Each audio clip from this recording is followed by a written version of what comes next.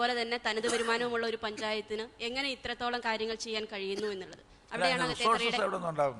അവിടെയാണ് അകത്തേത്തറയുടെ പ്രത്യേകത. മറ്റ് കേന്ദ്ര ഗവൺമെന്റിന്റെ പദ്ധതികളും അതുപോലെ തന്നെ സംസ്ഥാന ഗവൺമെന്റിന്റെ പദ്ധതികളും സംയോജിപ്പിച്ചുകൊണ്ട് പദ്ധതികൾ ചെയ്യുന്നു എന്നുള്ളത് ഒരു വലിയ പ്രത്യേകതയായിട്ട് അകത്തേത്തറയിൽ കാണാൻ കഴിയും.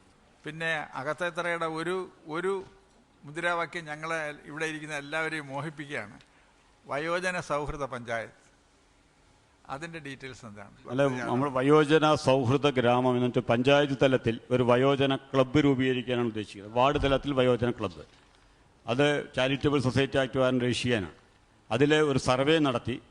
ഞങ്ങളിപ്പോൾ ഫസ്റ്റ് ഘട്ടം സർവേ നടത്തിയപ്പോൾ തന്നെ ഒരുപാട് പ്രശ്നങ്ങളുണ്ട്. എന്നുവെച്ചാൽ വിഭാര്യരുണ്ട്, ഭാര്യ മരിച്ച ഭർത്താക്കന്മാരുണ്ട്, മക്കളൊക്കെ ഗൾഫിലുണ്ട്, അച്ഛനും അമ്മയും മാത്രം ഇരിക്കുന്നവരുണ്ട്. ചിലപ്പോൾ വയസ്സായ ആൾക്കാർ ഹോട്ടലിൽ നിന്ന് 3 നേരം ഭക്ഷണം വാങ്ങിച്ച് കഴിക്കുന്നവരുണ്ട്.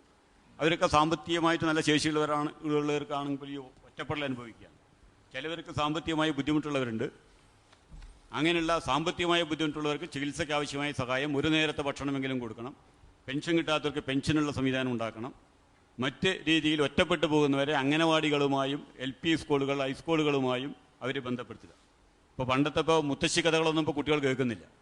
അതുകൊണ്ട് ഈ വയസ്സായ ആൾക്കാരെ എല്ലാം ഈ അംഗനവാടികളിലേക്കും LP സ്കൂളിലേക്കും കൊണ്ടുവന്ന് അംഗനവാടി കുട്ടികളുമായിട്ടൊന്ന് മിങ്കിൾ ചെയ്യാൻ ഏർപ്പാടുണ്ടാക്കുക. അപ്പോൾ അവർക്കും സന്തോഷമാകും, കുട്ടികൾക്കും പുതിയൊരു അനുഭവമാകും. ഇപ്പോൾ വിത്ത്, തൈകൾ ഇതൊക്കെ സൗജന്യമായി കൊടുക്കുന്നു, വളം സബ്സിഡിയിൽ കൊടുക്കുന്നു, തൊഴിലുറപ്പ് പദ്ധതിയിൽ ജോലി ചെയ്യുന്നു. അങ്ങനെ കാർഷികമായി നോക്കുമ്പോൾ വളരെ ലാഭമുണ്ടാക്കുന്ന ഒരു സ്ഥിതിവിശേഷമുണ്ട്. ഇതിൽ ഈ സബ്സിഡി ഫ്രീ ആയിട്ട് ചെയ്യൽ, അതിനെല്ലാം ഒരു തുക കൂടി കണക്കാക്കി നോക്കുമ്പോൾ ഈ കാർഷിക മേഖലയിൽ എത്ര ലാഭമുണ്ടെന്ന് വെറുതെ ഒരു കണക്കുണ്ടാക്കി നോക്കിയിട്ടുണ്ടോ? നെല്ലിന്റെ കാര്യത്തിൽ എടുത്തു കഴിഞ്ഞാൽ ഒരു കിലോയ്ക്ക് കൃത്യമായിട്ടൊന്നും ഏകദേശം കണക്ക് തന്നെ പറയാം. 1 കിലോയ്ക്ക് ഒരു 6 രൂപ 20 പൈസ ചെലവ് വരും ഉൽപാദനത്തിന്. 12 രൂപയ്ക്കാണ് ഇപ്പോൾ സപ്ലൈകോ നെല്ല് സംഭരിക്കുന്നത്. അത്രയും വ്യത്യാസമുണ്ട്. ഈ 6 രൂപയിൽ എത്ര രൂപ സബ്സിഡി ആയിട്ട് കിട്ടുന്ന ചോദിക്കണം സാറേ. സബ്സിഡി ഇപ്പോൾ നമ്മൾ എടുക്കുന്നതിൻ്റെ ഒരു ഇതാണ്. അതായത് നമ്മളുടെ total production, cost of production ഇപ്പോൾ പാഡിയുടെ കാര്യത്തിൽ എടുത്തു കഴിഞ്ഞാൽ അതിൽ 64% ലേബറാണ്. നമുക്കറിയാം, നമ്മുടെ ഈ NREGസിലോ മറ്റൊരു തൊഴിൽ പ്രവർത്തികളിലോ സാധാരണഗതിയിൽ ഈ പറയുന്ന നെല്ലിൽ ഇടപെടുന്നില്ല എന്നുള്ളതാണ് ശരി. കേവലം 13% വരുന്ന ഈ ഫെർട്ടിലൈസറിന്റെ 50% മാത്രമാണ് ഈ നമ്മൾ കൊടുക്കുന്നത്. വിത്തിന്റെ ഫുൾ സബ്സിഡി കൊടുക്കുന്നുണ്ട്. പക്ഷെ അങ്ങനെ വരുമ്പോഴും ഒരു കൂടിക്കഴിഞ്ഞാൽ ഒരു 10%, 12% അപ്പുറത്തേക്ക് സബ്സിഡികൾ പോകുന്നില്ല എന്നുള്ളതാണ് സത്യം. ചോദിച്ചതല്ല, ഈ സബ്സിഡി ഇല്ലാതെ തന്നെ നിലനിൽക്കാൻ പറ്റുന്നതാണോ? സാറേ, നെല്ലിന്റെ കാര്യത്തിൽ ഈ സബ്സിഡി പോരാ എന്നും ഇതിൽ കൂടുതൽ സബ്സിഡി വേണമെന്നുള്ളതാണ്. സസ്റ്റൈനബിൾ ആയിട്ടുള്ള ഒരു പരിപാടി അല്ല എന്നാണ് അർത്ഥം. സാറേ, സസ്റ്റെയിൻ ചെയ്യണം എന്നുള്ളത് സമൂഹത്തിന്റെ ആവശ്യമാണ്. അല്ല, ചെയ്യണമെങ്കിൽ ഹെവി സബ്സിഡി തന്നെ ചെയ്യണം. കേരളത്തിന്റെ നെല്ലറയായ പാലക്കാടിന്റെ ഭാഗമായ അകത്തേത്തറയിൽ 520 ഹെക്ടറിൽ 205 ഹെക്ടറിലെ ഇപ്പൊ നെല്ലുള്ളൂ. അത് വസ്തുതയാണ്. അത് തന്നെ നിലനിർത്തണമെങ്കിൽ അവിടെയും റബ്ബർ വലിയ പാട് പറയേണ്ടി വരുന്ന അവസ്ഥ. പറഞ്ഞ ഒരു സെന്റ് ഭൂമി കൊടുത്താൽ 50,000 രൂപ കിട്ടും. എങ്ങനെയാണ് കൊടുക്കുക എന്നാണ് അവർ ആലോചിച്ചുകൊണ്ടിരിക്കുന്നത്. ഞങ്ങൾ തടുത്തുകൊണ്ടിരിക്കുകയാണ്. അവിടെ സമ്പൂർണ്ണ വൈദ്യുതിവൽക്കരണം വന്നതോടുകൂടി നമ്മുടെ ഉമ്മണി സ്കൂളിലെയും മറ്റും ഉണ്ടായിരുന്ന സോളാർ പാനലും അവിടുത്തെ വിൻഡ് മില്ലും എല്ലാം പൂട്ടിയോ? അത് ഇപ്പോൾ ഉപയോഗിക്കുന്നില്ല, പ്രവർത്തിക്കുന്നില്ല. അതെന്താണ് അതിനൊരു അടിസ്ഥാനം? അത് വിൻഡ് മില്ല് കേടുവന്നു. അപ്പോഴേക്കും അവർക്ക് വൈദ്യുതി കിട്ടിയപ്പോൾ വേറെ മോട്ടർ വെച്ച് വർക്ക് ചെയ്യാൻ തുടങ്ങി. അല്ല പ്രസിഡന്റ്, ഇതിനൊരു വിദ്യാഭ്യാസപരമായ ഒരു ലക്ഷ്യം കൂടിയുണ്ട്. ഇലക്ട്രിസിറ്റി കിട്ടാൻ വേണ്ടിയല്ല ഇത് ഉണ്ടാക്കിയത്. സോളാർ പാനലിനെ പറ്റിയിട്ടും ഈ വിൻഡ്മില്ലിനെ പറ്റിയിട്ടും, പ്രത്യേകിച്ച് കാറ്റ് ധാരാളമുള്ളതുകൊണ്ട് വിൻഡ്മില്ലുകൾ ഉപയോഗിക്കാൻ പറ്റുന്നൊരു സ്ഥലം കൂടി ആകയാൽ അത് പ്രവർത്തിക്കട്ടെ. അപ്പോൾ ഇലക്ട്രിസിറ്റി വന്നതുകൊണ്ട് അത് നിർത്തിക്കളയണ്ട. നോൺ കൺവെൻഷണൽ ഊർജങ്ങൾ ഉപയോഗിക്കാനുള്ള കാര്യങ്ങളെ സംബന്ധിച്ച് കുട്ടികൾക്കെങ്കിലും മനസ്സിലാക്കാൻ അത് പ്രവർത്തിപ്പിച്ചുകൊണ്ട് നിർത്തുന്നതായിരിക്കും. റിപ്പയർ ചെയ്ത് ഉപയോഗിക്കാനുള്ള ശ്രമം നടത്താം. അപ്പോൾ ഈ സ്വയം തൊഴിൽ സംരംഭകരായിട്ടുള്ളവരുടെ എണ്ണം 115-ൽ നിന്ന് 45 കുറഞ്ഞിട്ടുണ്ട്.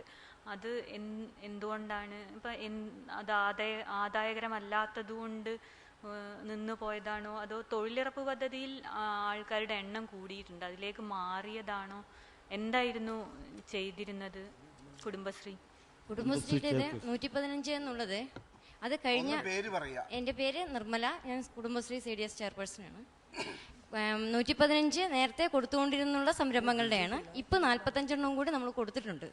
കൂടുതൽ കൊടുത്തതാണ്. കൊടുത്ത സംരംഭങ്ങളൊക്കെ വിജയകരമായി നടന്നു പോകുന്നുണ്ട്. ഒന്ന് കരകൗശലത്തിന്റെയാണ്, പിന്നെ ഒന്ന് നാപ്കിൻ യൂണിറ്റ് ആണ്. അതിന്റെ എല്ലാ പ്രവർത്തനങ്ങളും നടന്നുകൊണ്ടിരിക്കുകയാണ്. അത് ഉടനെ തന്നെ ആരംഭിക്കും. പിന്നെ ഉള്ളത് കൈതോല ഉൽപ്പന്നങ്ങൾ ഉണ്ടാക്കുന്നതാണ്. അപ്പോൾ അതിനുള്ള സൗകര്യങ്ങളും കൂടി നമുക്ക് ഉള്ളതുകൊണ്ട്, അമ്പാട്ടത്തോട് മറ്റുള്ള തോടുകളൊക്കെ ഉള്ളതുകൊണ്ട് അതിൽ കൈത വെച്ച് പിടിപ്പിച്ച് അതിൽ നിന്ന് കൈതോല എടുത്ത് ഉൽപ്പന്നങ്ങൾ ഉണ്ടാക്കുക എന്നുള്ളതാണ് നമ്മൾ ഉദ്ദേശിച്ചിരിക്കുന്നത്. പിന്നെ മൺപാത്ര യൂണിറ്റ്, പിന്നെ പപ്പട യൂണിറ്റ്, ഇതൊക്കെയാണ് ഇപ്പോൾ പുതിയതായിട്ട് നമ്മൾ കൊടുത്തുകൊണ്ടിരിക്കുന്നത്. പിന്നെ ജാഗ്രതാ സമിതി എന്നാണ് രൂപീകരിച്ച്? അതിൽ എങ്ങനെയുള്ള കേസുകളാണ് വരുന്നത്? ജാഗ്രതാ സമിതി 4 വർഷമായിട്ട് പ്രവർത്തിക്കുന്നുണ്ട്.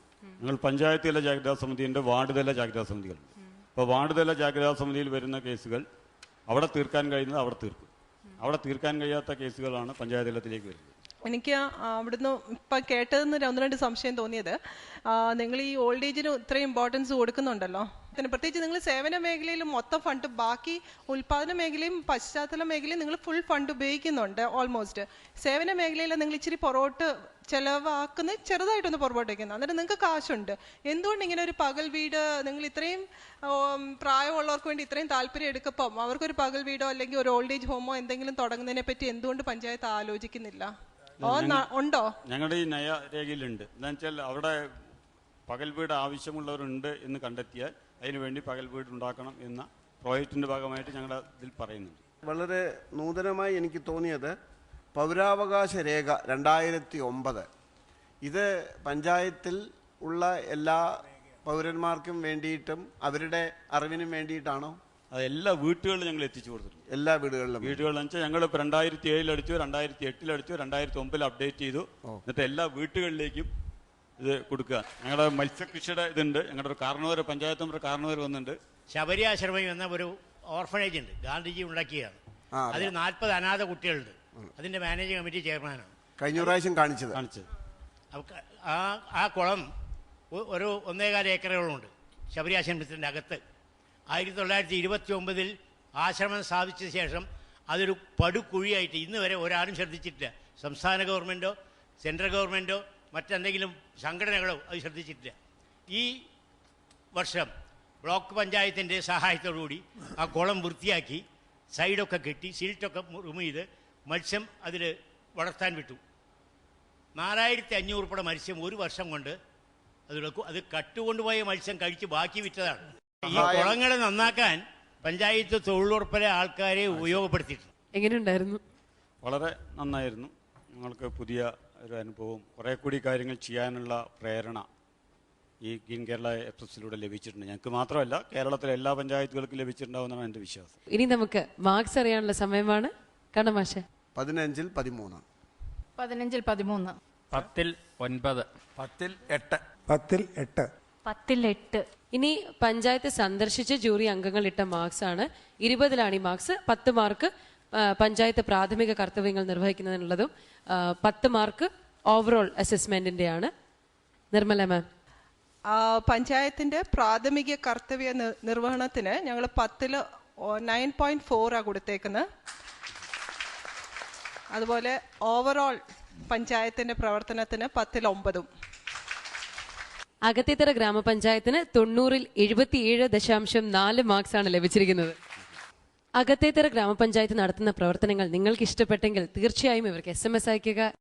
SMS അയക്കേണ്ട format GKE space ATTR space 10-ൽ നിങ്ങൾ നൽകാൻ ആഗ്രഹിക്കുന്ന മാർക്സ് കേരളത്തിനകത്തു നിന്നും 537252 എന്ന നമ്പറിലേക്കും കേരളത്തിന് പുറത്ത് ഇന്ത്യയിൽ എവിടെ നിന്നും 5607 എന്ന നമ്പറിലേക്കും SMS അയക്കാവുന്നതാണ്. ഈ പഞ്ചായത്തിനെ സപ്പോർട്ട് ചെയ്ത് SMS അയക്കാനുള്ള സമയപരിധി ഇന്ന് രാത്രി 9 മണി മുതൽ നാളെ രാത്രി 9 മണി വരെ മാത്രം. പരശുരാമൻ മഴുവെറിഞ്ഞ് ഉയർത്തിയെടുത്ത നാടാണ് കേരളം എന്നത് കേരള ഉൽപ്പത്തിയെക്കുറിച്ചുള്ള ഒരു ഐതിഹ്യ കഥയാണ്. എന്നാൽ കേരളത്തെ മാത്രമല്ല, ലോകത്തെ മുഴുവൻ കടലിൽ മുക്കിക്കളയുന്ന ആയുധമായി ഇന്ന് മഴ മാറിയിരിക്കുകയാണ്. അന്തരീക്ഷത്തിന്റെ താപനില ഉയരുകയാണെങ്കിൽ ഭൂമിയിലെ താഴ്ന്ന പ്രദേശങ്ങൾ മുഴുവൻ വെള്ളത്തിലടിയിലാകും എന്നത് ഒരു സയൻസ് ഫിക്ഷൻ ചിത്രത്തേക്കാൾ ഭീകരമായ യാഥാർത്ഥ്യമാണ്. സുസ്ഥിരത എന്നാൽ മനുഷ്യന്റെ മാത്രം സുസ്ഥിരതയല്ല, അത് സകല ജീവജാലങ്ങളുടെയും കൂടിയാണ്. ഗ്രീൻ കേരള എക്സ്പ്രസിന്റെ ഇന്നത്തെ എപ്പിസോഡ് പൂർണ്ണമാവുകയാണ്. മറ്റൊരു വികസന കഥയുമായി വീണ്ടും അടുത്ത എപ്പിസോഡിൽ. നന്ദി, നമസ്കാരം.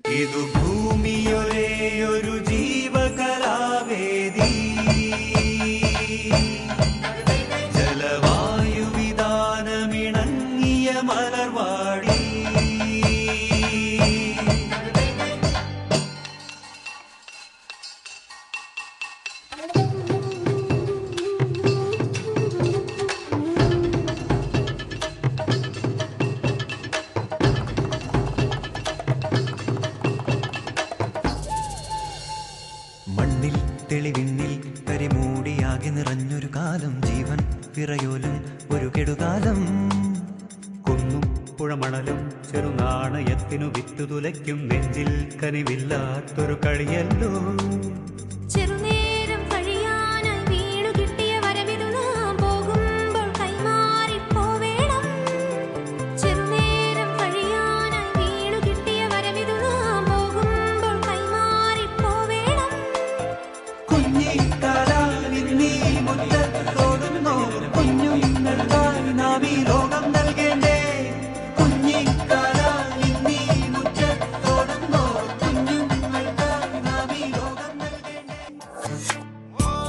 ശുചിത്വ കേരളം സുന്ദര കേരളം ഗ്രീൻ കേരള എക്സ്പ്രസ് നിങ്ങൾക്കായി അവതരിപ്പിച്ചത് ശുചിത്വ മിഷൻ. എന്റെ കേരളം മാലിന്യമുക്തം.